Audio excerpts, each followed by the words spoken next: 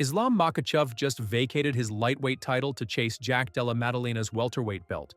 He calls it the next step. Jack just smiles and says he's ready. Their 5-round bout could shake up 3 divisions. And that's only the beginning. On May 13th, 2025, Islam walked away from the division he ruled with a 15-fight win streak, 4 straight defenses, and whispers of a Khabib-level dynasty. 48 hours later, sportsbooks opened with him as a modest -200 favorite to dethrone the brand-new welterweight king.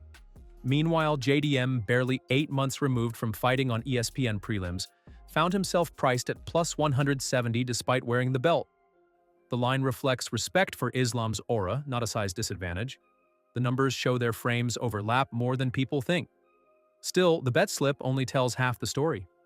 Fans who spent months frothing for a Topuria versus Makhachev superfight now feel shortchanged, venting across Reddit and X. Yet controversy sells. MSG pay-per-view projections already eclipse 900K buys. And that's before the first insult lands on the promo tour. Think the tension is high now? Wait until weigh-ins. On fight night at UFC 311, Islam rehydrated from 155 to 178 pounds, nearly identical to the mass most welterweights bring inside the cage. Jack, meanwhile, tipped 189 against Kevin Holland last year but trimmed to 184 for the title bout with Belal Muhammad. Both men know the red zone number their lungs can handle. Both intend to be the bigger bully. Extra muscle won't matter if oxygen debt hits. A Dagestani winter turned Islam into a cardio machine at 155, yet 5 rounds in the low 180 remain a mystery.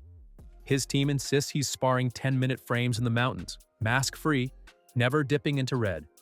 Jack counters with Perth's muggy summer heat and those infamous coastal hill sprints. One stuttered breath could swing momentum, especially when the Aussie refuses to back up. And cardio is only the first layer of this chess match. Jack's striking has shifted from hype to proof. He changes stances in an instant, doubles up the jab, angles out, and slips in a right head kick before opponents can react. Up close, his short shovel uppercut digs into the body, just ask Gilbert Burns.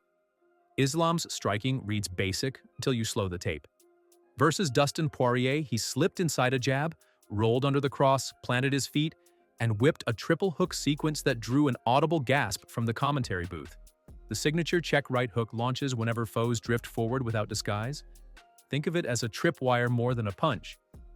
Jack's answer: a feint on the power hand, shoulder load, then a hook that targets the exact lane Islam's head moves toward. Land once and the aura cracks. Miss and you might be airborne in a Dagestani double leg. The margin for error could fit on a fingernail. Still, fists are only phase 1. Grappling doctrine lurks underneath every exchange. For Islam, a takedown attempt is less about planting an opponent on the mat and more about steering the fight. Versus Dustin, he fired single legs simply to herd the diamond toward the fence. Even when sprawled on, the exchange eyed up the clock and swung momentum his way every time. Jack's underhooks stopped Belal at UFC 315, and Craig Jones has tightened those scrambles even more for this camp. The blueprint: sprawl, dig the underhooks, pivot out, and fire knees before Islam latches onto a body lock. Miss the timing though, and Jack could wind up flat with Makhachev stacked on top. But the fence is where trouble really starts. Islam doesn't panic when his back touches the fence. He locks a Muay Thai clinch, shields your view with forearms, and walks you back to open space, sprinkling in elbows and knees to keep the ref satisfied. Jack uses that same clinch as a body shot opening. The instant those arms loop behind his neck, he digs hooks to the ribs, aiming to drain the fuel that powers Islam's wrestling.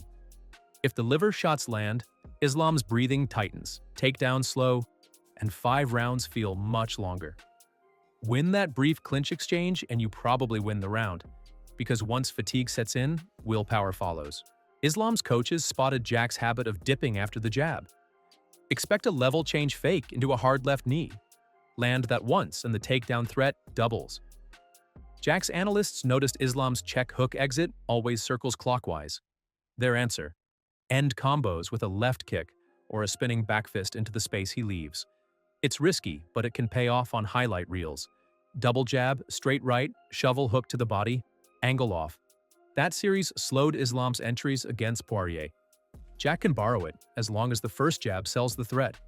Every feint matters. Every step can trigger a counter. Watching live might spike your heart rate. If Islam wins, he becomes Dagestan's first two-division champ and only the fourth fighter to vacate one belt and capture another in the same year. Leon Edwards already texted Dana White about a London stadium showdown. Jack would prefer Wembley if he's the one holding gold.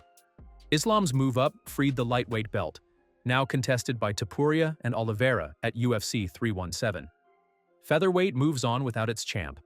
Lightweight resets and welterweight braces for a shakeup. But if Jack pulls the upset, Australia gets its biggest star since Rousey home.